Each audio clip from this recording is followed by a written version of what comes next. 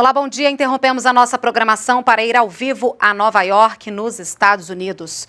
Você acompanha ao vivo imagens aí esse é o plenário da Assembleia Geral da ONU. Quem está falando é o presidente da Assembleia Geral da ONU. Você pode acompanhar imagens do presidente Michel Temer. Ele está a caminho do púlpito agora para fazer a abertura da sessão. Vamos acompanhar ao vivo. Senhor Peter Thompson, presidente da Assembleia Geral das Nações Unidas, senhor Ban Ki-moon, secretário-geral das Nações Unidas, senhoras e senhores chefes de Estado, de governo e de delegações, senhoras e senhores. O Brasil traz às Nações Unidas sua vocação de abertura ao mundo. Somos um país que se constrói pela força da diversidade. Acreditamos no poder do diálogo.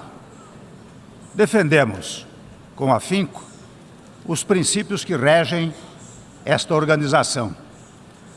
Princípios que são, hoje, mais necessários do que nunca. O mundo apresenta marcas de incerteza e de instabilidade. O sistema internacional experimenta um déficit de ordem. A realidade andou mais depressa do que nossa capacidade coletiva de lidar com ela. De conflagrações regionais ao fundamentalismo violento, confrontamos ameaças que, velhas e novas, não conseguimos conter. Frente à tragédia dos refugiados ou ao recrudescimento do terrorismo, não nos deixa de assaltar um sentimento de perplexidade.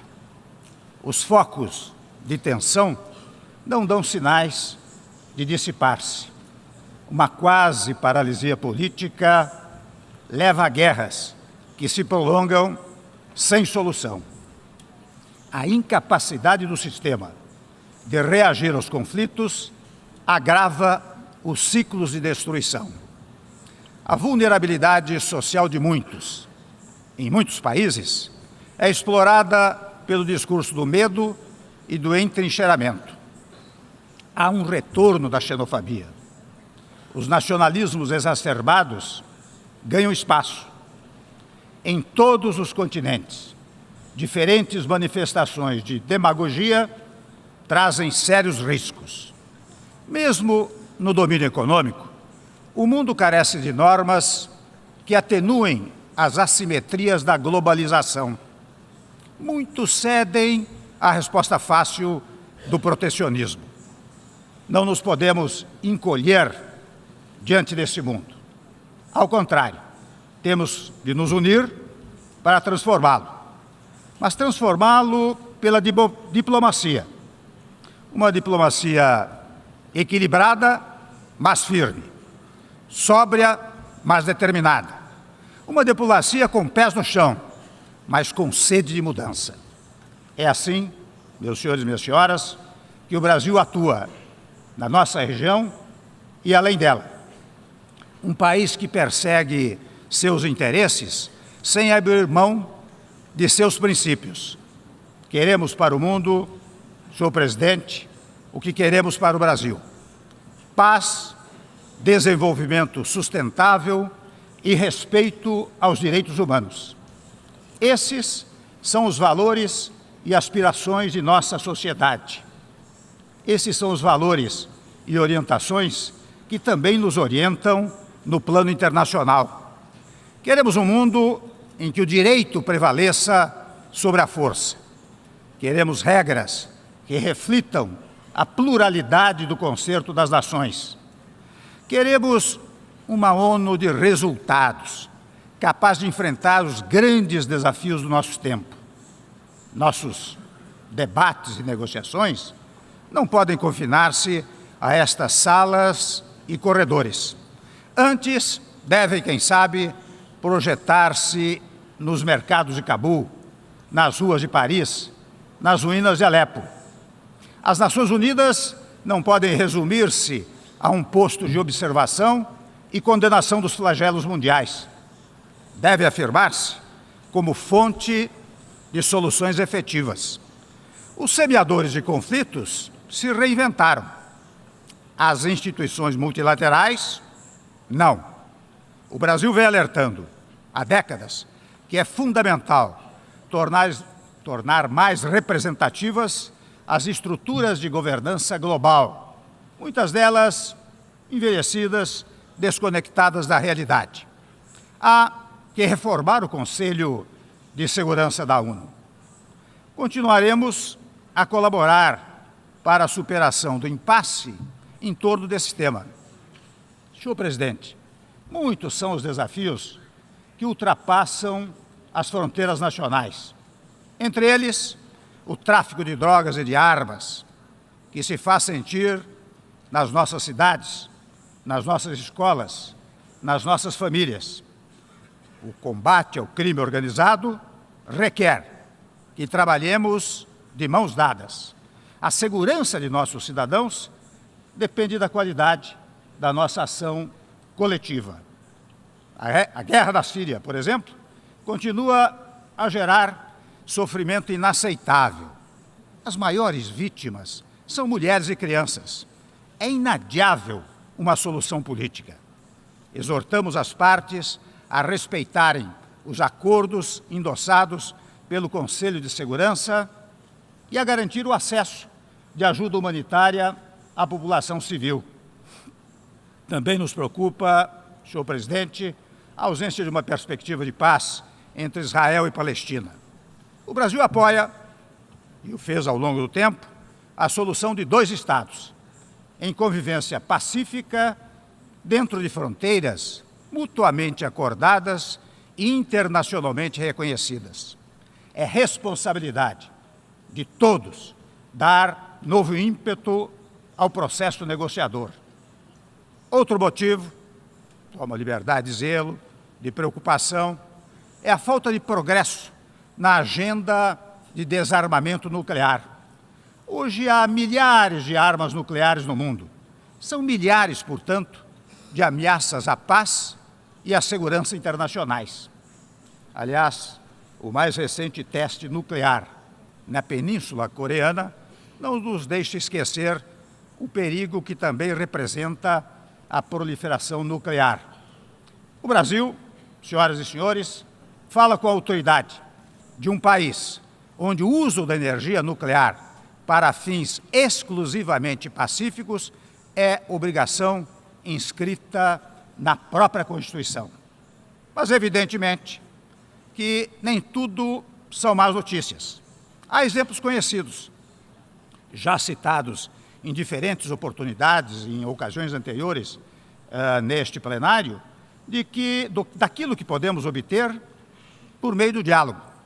Celebramos, por exemplo, a vitória da diplomacia na condução do dossiê nuclear iraniano. Encorajamos o pleno entendimento alcançado com os acordos entre o governo colombiano e as Farc. Vislumbramos o fim do derradeiro conflito armado de nosso continente. Por isso mesmo, cumprimento o presidente Juan Manuel Santos e todos os colombianos. O Brasil continua disposto a contribuir para a paz na Colômbia. O restabelecimento das relações diplomáticas entre Cuba e os Estados Unidos demonstra que não há animosidade eterna ou impasse insolúvel. Esperamos, aliás, que essa aproximação traga para toda a região novos avanços também no plano econômico-comercial. Desejamos que o reatamento seja seguido do fim do embargo econômico que pesa sobre Cuba. Este ano, senhoras e senhores, o Brasil e a Argentina celebraram o 25º aniversário de sua agência de contabilidade e controle de materiais nucleares. A agência é a única organização binacional dedicada à aplicação de salvaguardas nucleares. Como disse, aliás, o eminente secretário-geral Ban Ki-moon, trata-se de inspiração para esforços regionais e globais de eliminação das armas nucleares. Senhor presidente, a promoção da confiança entre brasileiros e argentinos na área nuclear, que acabei de exemplificar, está na origem de nossa experiência de integração. Está na base de projetos como o Mercosul. A integração latino-americana é, para o Brasil, não apenas uma política de governo, mas é um princípio constitucional e prioridade permanente da política externa. Coexistem hoje, sabemos todos, em nossa região, governos de diferentes inclinações políticas. Mas isso é natural e salutar. O essencial é que haja respeito mútuo e que sejamos capazes de convergir em função de objetivos básicos, como o crescimento econômico, os direitos humanos, os avanços sociais, a segurança e a liberdade de nossos cidadãos. São esses os objetivos que orientam a presença das Nações Unidas no Haiti. O Brasil lidera, desde 2004, o componente militar da MINUSTAH e já enviou ao país caribenho mais de 33 mil militares. Confiamos que a presença da ONU nesse terreno possa voltar-se mais para o desenvolvimento e o fortalecimento das instituições. A vizinhança brasileira também se estende aos nossos irmãos africanos, ligados a nós pelo Oceano Atlântico e por uma longa história. Sediaremos, aliás, neste ano, a cúpula da Comunidade dos Países de Língua Portuguesa. Dos 9 membros da comunidade, 6 são africanos. O Brasil olha para a África com amizade e respeito, com a determinação de empreender projetos que nos aproximem ainda mais. Senhor presidente, o desenvolvimento, mais do que um objetivo, é um imperativo. Uma sociedade desenvolvida é aquela em que todos têm direito a serviços públicos de qualidade, educação, saúde, transportes, segurança. É aquela em que se garante a igualdade de oportunidades. É aquela em que o acesso ao trabalho decente não é privilégio de alguns. Em uma palavra, desenvolvimento é a dignidade. E a dignidade da pessoa humana é um dos fundamentos do Estado brasileiro, conforme previsto no artigo 1º da nossa Constituição Federal. A Agenda 2030, senhor presidente, é a maior empreitada das Nações Unidas em prol do desenvolvimento. Tirá-la do papel demandará mais que a soma de esforços nacionais. O apoio aos países em desenvolvimento será decisivo para a concretização dos objetivos de desenvolvimento sustentável. A prosperidade e o bem-estar no presente não podem penhorar o futuro da humanidade. Mais do que possível, é necessário crescer de forma socialmente equilibrada, com respeito ao meio ambiente. O planeta é um só, não há plano B. Devemos tomar medidas ambiciosas sobre o princípio das responsabilidades comuns, porém diferenciadas. Depositarei, a propósito, amanhã, o instrumento de ratificação pelo Brasil do Acordo de Paris sobre mudança do clima. O Brasil, país mais biodiverso do mundo, detentor de matriz energética das mais limpas, é uma potência ambiental que tem compromisso inequívoco com o meio ambiente. O desenvolvimento depende também do comércio. Em cenários de crise econômica, o reflexo protecionista faz-se sentir. Há que contê-lo. O protecionismo é uma perversa barreira ao desenvolvimento. Subtrai postos de trabalho e faz de homens, mulheres e famílias de todo o Brasil vítimas do emprego e da desesperança, igualmente do mundo. O sistema multilateral de comércio é parte da luta contra esse mal. De particular importância para o desenvolvimento é o fim do protecionismo agrícola. Já não podemos adiar o resgate do passivo da Organização Mundial do Comércio em agricultura. É urgente impedir que medidas sanitárias e fitossanitárias continuem a ser utilizadas para fins protecionistas. É urgente disciplinar subsídios e outras políticas distorsivas de apoio doméstico no setor agrícola. Com sua agricultura moderna, diversificada e competitiva, o Brasil é um fator de segurança alimentar. Produzimos para nós mesmos e ajudamos a alimentar o mundo. Senhor presidente, a plena fruição dos direitos humanos permanece, lamentavelmente, uma aspiração inalcançada no mundo. Cada ser humano tem o direito de viver livremente, conforme suas crenças e convicções. Esta liberdade fundamental, contudo, é desrespeitada todos os dias. Perseguições, prisões políticas e outras arbitrariedades ainda são recorrentes em muitos quadrantes. Nosso olhar deve voltar-se também para as minorias e outros segmentos mais vulneráveis de nossa sociedade. É o que temos feito no Brasil, com programas de transferência de renda e de acesso à habitação e à educação, inclusive por meio de financiamento a estudantes de famílias pobres. Ou com a defesa da igualdade de gênero, prevista expressamente na nossa Constituição. Cumpre a todos nós garantir o direito de todos. Refugiados e imigrantes, senhor presidente, são, as mais das vezes, vítimas de violações de direitos humanos. São vítimas da pobreza, da guerra, da repressão política. A reunião de alto nível de ontem lançou luz sobre esses aspectos de fundo. O Brasil é obra de imigrantes, homens e mulheres de todos os continentes. Repudiamos todas as formas de racismo, xenofobia e outras manifestações de intolerância. Damos abrigo a refugiados e imigrantes, como pude reiterar também no encontro de ontem. No mundo ainda tão marcado por ódios e sectarismos, os Jogos Olímpicos e Paralímpicos do Rio mostraram que é possível encontro entre as nações em atmosfera de paz e energia. Pela primeira vez, aliás, uma delegação de refugiados competiu nos Jogos Olímpicos. Por meio do esporte, podemos promover a paz, lutar contra a exclusão e combater o preconceito.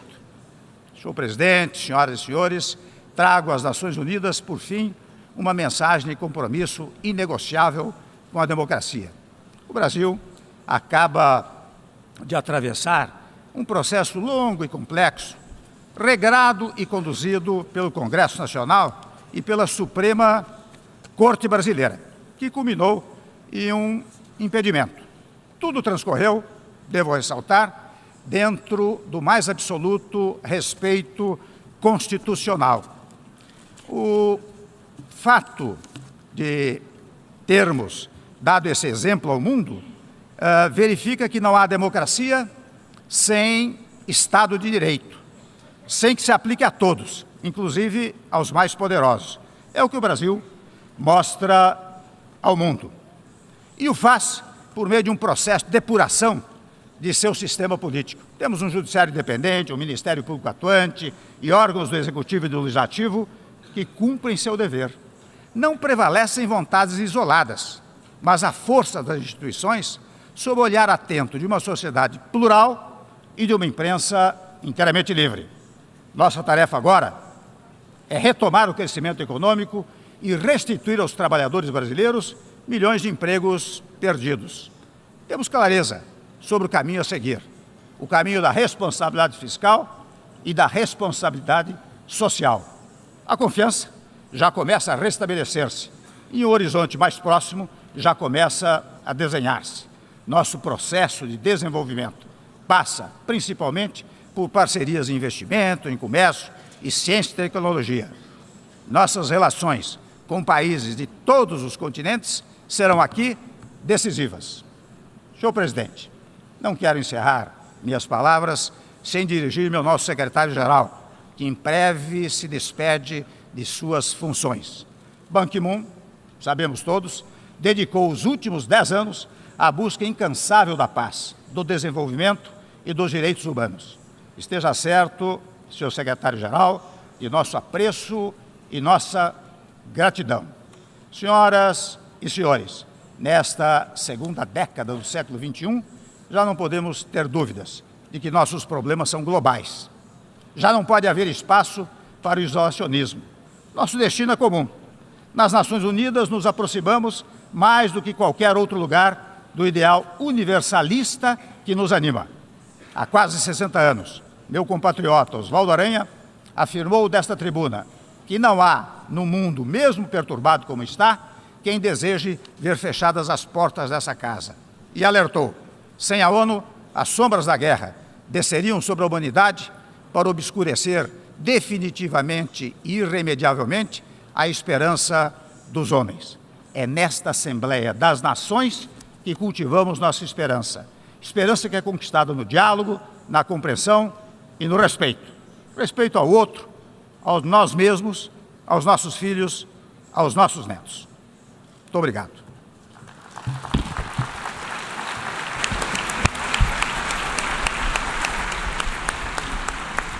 On behalf of the General Assembly, I wish to thank the President of the Federative Republic.